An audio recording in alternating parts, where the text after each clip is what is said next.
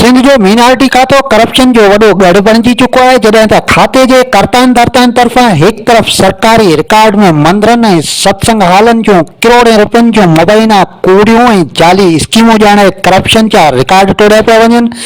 त ॿिए पासे वरी 100 साल पुराणनि मंदिरनि ते मीनारिटी खाते जूं तख़्तियूं लॻाए पंहिंजी धणियत जताई पई वञे। इन्हीं सिलसिले में ज़रियन जागृता न्यूज़ के ॼाण ॾिनी आहे त मीनारिटी खाते जे हाणोके सूबाई सलाहकार डॉक्टर लालचंद उकराणी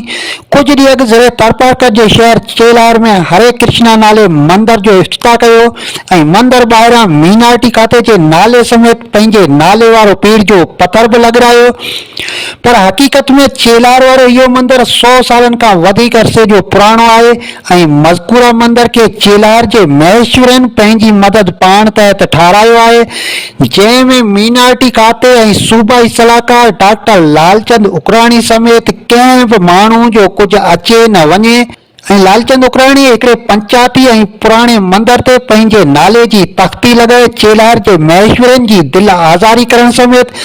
धर्मी असूलनि जी सख़्त ख़िलाफ़वर्ज़ी कई आहे, जंहिं अमल ते हिन खे महेश्वरी पंचायत खां माफ़ी वठी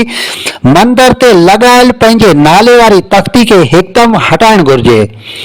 ॿिए तरफ़ जागृता न्यूज़ पर मीनारिटी खाते जे सूबाई सलाहकार डॉक्टर लालचंद उकराणी सां व्हाट्सएप ते राब्तो करे मौक़फ़ वठण जी कोशिश कई हुई, पर साईं मज़कूरा मामले के हवाले से को भी जवाब न दिनो।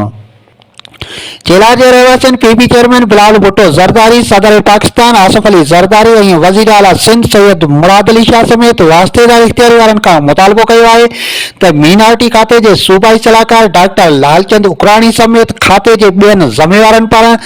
शहर चेलार में 100 सालनि के पुराने मंदिर की धणियत जताइण ऐं जालसाज़ी वारे अमल जो सख्ती से नोटिस वठी कानून जो ऐं धर्म नीति जो घुर्जूं पूरियूं कयूं वञनि, छाकाणि त मीनारिटी खाते जे कर्ताउनि धर्ताउनि जे इन अमल चेलार में महेश्वरनि जूं पाण में वॾियूं विछोटियूं ऐं रंजिशूं पैदा कयूं आहिनि ऐं हर दुड़ो ॿिए दुड़े ते इल्ज़ाम तराशी करे रहियो आहे ऐं शहर चेलार में हर पासे नफ़रतूं जनम वठी रहियूं आहिनि।